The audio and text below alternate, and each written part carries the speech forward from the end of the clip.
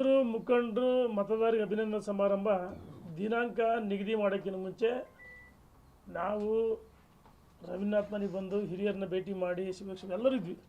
ಆ ಸಂದರ್ಭದಲ್ಲಿ ನರೇಂದ್ರ ಮೋದಿ ಪ್ರಧಾನಮಂತ್ರಿ ಆಗ್ತಾರೆ, ಸಮಾರಂಭಕ್ಕೆ ನಾವು ಹೋಗ್ತೀವಿ ಅಂತ ಹೇಳಿದ್ವಿ. ಹೇಳಿ ನಾವು ದಿಲ್ಲಿಗೆ ಹೋದ್ವಿ. ಜಿಲ್ಲಾಧ್ಯಕ್ಷರು ನಮಗೆ ಕರೆ ಮಾಡಿದ್ರು.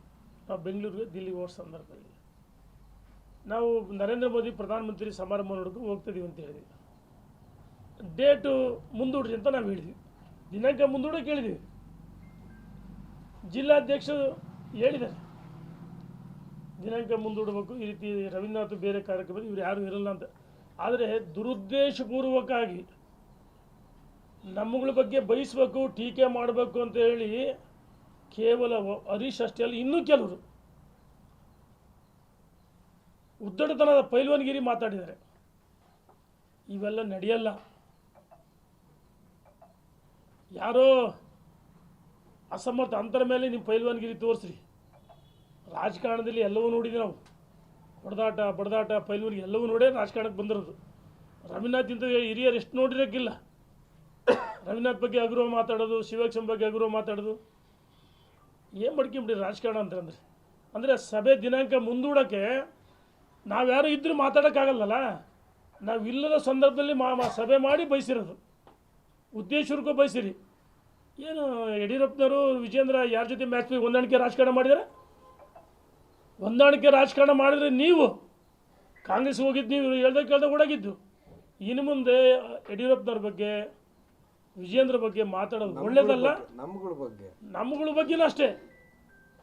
ಶಾಮನೂರು ಶಿವಶಂಕರಪ್ಪನವರು ಹಿರಿಯರು, ಅವರು ಅಖಿಲ ಭಾರತ ವೀರಶೈವ ಮಹಾಸಭಾ ಅಧ್ಯಕ್ಷ. ಯಡಿಯೂರಪ್ಪನವ್ರ ಮನೆಗೆ ಹೋಗಿ ಮುಖ್ಯಮಂತ್ರಿಯಾಗಿ ಮುಂದುವರಿಬೇಕಂತ ಹೇಳಿದ್ದ. ಅದು ಸಮಾಜ ಅಧ್ಯಕ್ಷ ಆಗಿ ಹೇಳಿದರೆ ರಾಘವೇಂದ್ರ ಒಳ್ಳೆ ಕೆಲಸ ಮಾಡಿದ್ದೇವೆ.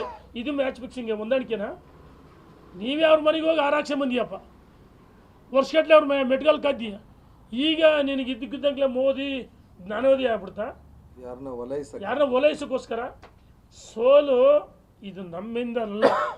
ಈ ದಾವಣಗೆರೆ ಲೋಕಸಭಾ ಕ್ಷೇತ್ರ ಬರ್ತಕ್ಕಂಥ 8 ವಿಧಾನಸಭಾ ಕ್ಷೇತ್ರಗಳಲ್ಲಿ ಕಾರ್ಯಕರ್ತರು ಮುಖಂಡರ ಶ್ರಮ ಮತ್ತು ಮೋದಿಯವರು ಪ್ರಧಾನಮಂತ್ರಿ ಆಗ್ಬೇಕಂತೇಳಿ ಇಷ್ಟು ಓಟ್ ಬಂದಿದ್ದೇನಾ? ನಿಮ್ಮಗಳು ಮುಖ ನೋಡಿ ಇಷ್ಟು ಓಟ್ ಬಂದಿಲ್ಲ. ನಾವೆಲ್ಲ ಹಗಲು ರಾತ್ರಿ ಕೆಲಸ ಮಾಡಿದ್ವಿ. ಇಲ್ಲಿ ಕೂತರು ಅಷ್ಟು ಬರೀ ನಾವಷ್ಟೇ ಅಲ್ಲ, ಬೂತ್ ಮಟ್ಟದಲ್ಲಿ ಕಾರ್ಯಕರ್ತರು, ಮತದಾರರು. ನೀವು ಯಾವುದೋ ಬ್ರಹ್ಮಲೋಕದಲ್ಲಿದ್ದಿರಿ, ನನ್ನ ಸೋಲ್ಸರ್ ಯಾರೂ ಇಲ್ಲ ಅಂತ ಹೇಳಿದ್ರಿ.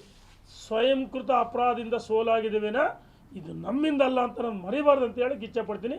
ಇನ್ನು ಮುಂದೆ ರಾಜ್ಯದ ಅಧ್ಯಕ್ಷ ಬಗ್ಗೆ, ಯಡಿಯೂರಪ್ಪನವ್ರ ಬಗ್ಗೆ, ರವೀಂದ್ರನಾಥ್ ಬಗ್ಗೆ, ಶಿವಕ್ಷಮ್ ಬಗ್ಗೆ ಮಾತಾಡ್ಬಿಡ್ಬೇಕು. ನಮ್ಮಗಳ ಬಗ್ಗೆನಷ್ಟೇ. ಇರ್ಪಣ್ಣ ಭ್ರಷ್ಟಾಚಾರ ಮಾಡೋಕ್ಕೆ 2023ರಲ್ಲಿ BJP ಸೋಲಾಯ್ತು ಅಂತ ಹೇಳ್ತಿಲ್ಲ. ಯಾವುದೋ ಅದೃಷ್ಟದಲ್ಲಿ ಹರಿಹರದಲ್ಲಿ MLA ಆಗಿದ್ದೀವಿ. ಆದ ತಕ್ಷಣ ಏನೇ ದೊಡ್ಡ ಹೀರೋ ಆಗ್ಬಿಟ್ಟೆ ನೀನು? ಸೋತರು ಬಂದವು. ಸೋತರು ನಮ್ಮ ಶಕ್ತಿ ಸಾಮರ್ಥ್ಯ ಇದೆ. ಈ ಜಿಲ್ಲೆಯಲ್ಲಿ ಈಗಲೂ ಹೇಳ್ತೀವಿ, ರವೀಂದ್ರನಾಥ್ ನೇತೃತ್ವದಲ್ಲಿ ನಾವೆಲ್ಲ ಪಾರ್ಟಿ ಕಟ್ತೀವಿ. ಮುಂಬರುವ ಲೋಕಸಭೆ ಯಾವ ವಿಧಾನಸಭೆ ಇದು ಸ್ಥಳೀಯ ಸಂಸ್ಥೆಗಳು ಹೋರಾಟ ಮಾಡ್ತೀವಿ, ಪಕ್ಷವನ್ನು ಬಲಿಷ್ಠ ಮಾಡ್ತೀವಿ. ಈ ರೀತಿ ಇಲ್ಲ ಸಲದ ಹೇಳಿಕೆಗಳು ಕೊಡಲ್ಲ. ಏನೇ ಇದ್ದರು ರಾಷ್ಟ್ರೀಯ ನಾಯಕರು, ರಾಜ್ಯ ನಾಯಕರ ಗಮನಕ್ಕೆ 4 ಗೋಡೆ ಮಧ್ಯೆ ಏನು ತರಬೇಕು ತರ್ತೀವಿ ಅಂತ ಹೇಳಕ್ಕೆ ಇಚ್ಛೆ ಪಡ್ತೀನಿ.